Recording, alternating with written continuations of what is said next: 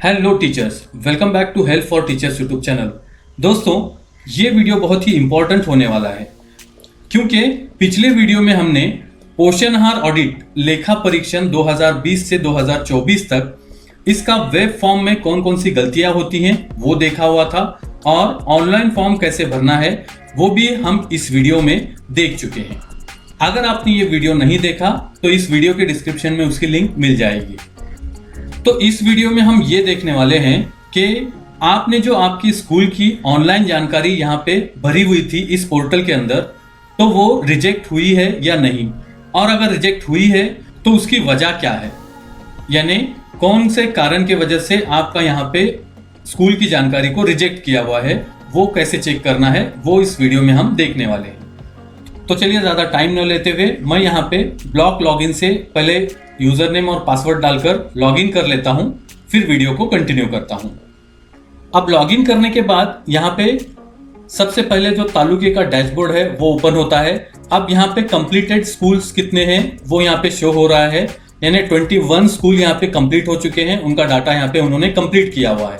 लेकिन यहाँ पे आप नीचे देख सकते हैं रिजेक्टेड स्कूल्स, यानी ये 6 स्कूल्स हैं जो इस वेब फॉर्म में कुछ गलतियां हुई हैं, वो चाहे ऑफलाइन भरने में हो, क्योंकि ऑफलाइन भरी हुई पीडीएफ को यहाँ पे अपलोड करना होता है।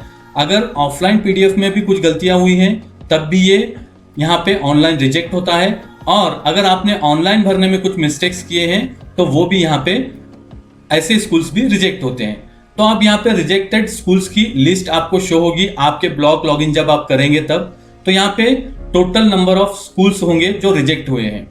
अब हमें चेक करने के लिए कि हमारी स्कूल इस लिस्ट में है या नहीं, तो यहाँ पे जो उसके नंबर्स हैं उस पर हमें क्लिक कर लेना है। अब उस पर क्लिक करने के बाद इन 6 स्कूल जो थे उनकी यहाँ पे लिस्ट आई हुई है, उनका यूडाइस नंबर है उन स्कूल्स का।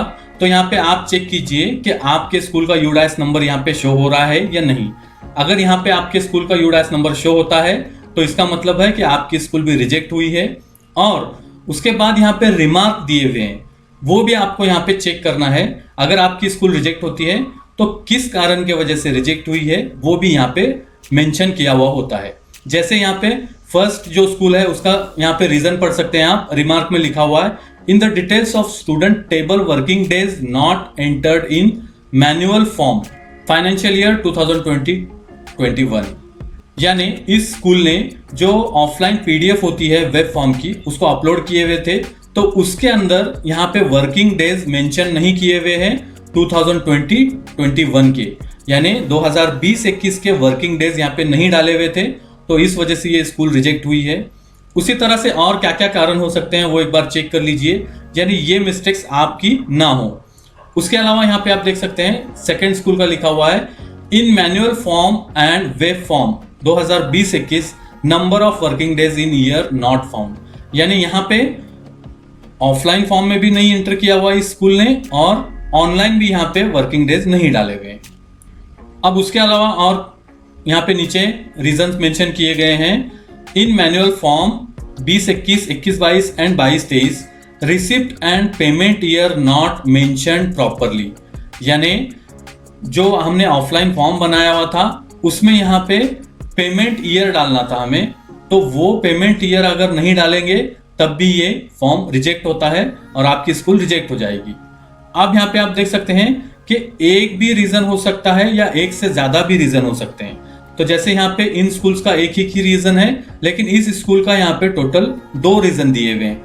नंबर 1 जो यहाँ पे पेमेंट ईयर नहीं डाला हुआ है, और नंबर 2 आगे दिया हुआ है in manual form and web form 20-21, 21-22 number of working days in year and number of meals served for the whole year 1st to 5th and 6th to 8th standard not found. यानी आपकी school यहाँ पे check कीजिए, आपका जो भी reason यहाँ पे शो होगा तो उस रीजन को आपको क्लियर करना है।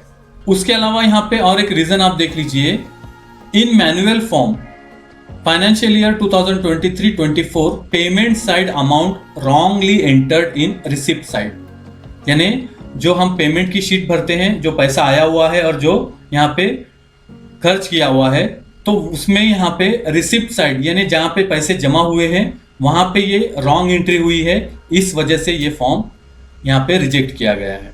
तो तो इस तरह से आप भी यहाँ पर आकर आपके स्कूल का यूडाइस नंबर यहाँ पे शो होता है या नहीं वो चेक कर लीजिए। अगर यहाँ पे शो होता है तो आपकी स्कूल भी रिजेक्ट हो गई है। तो अब मैं यहाँ पे इसको कट कर देता हूँ। आप देखते हैं कि जिन स्कूल्स का यहाँ पे रिजेक्ट हो चुका है तो उनको आप इसको क्लियर कैसे करना है।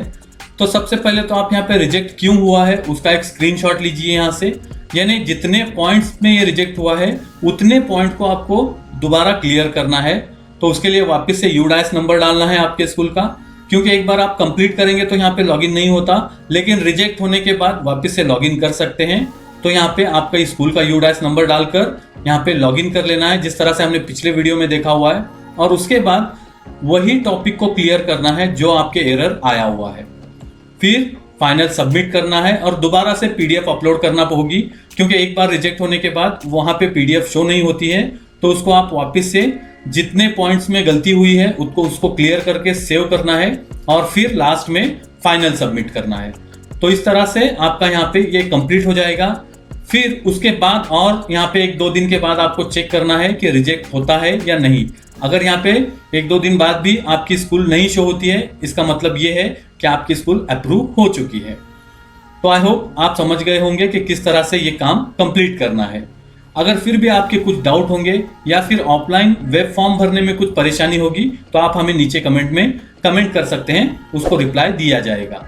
अगर ये वीडियो आपको अच्छा लगा है तो इसको लाइक करना ना भूलें और आगे इसी तरह के वीडियोस को देखते रहने के लिए चैनल को सब्सक्राइब कर लीजिए। Thank you for watching.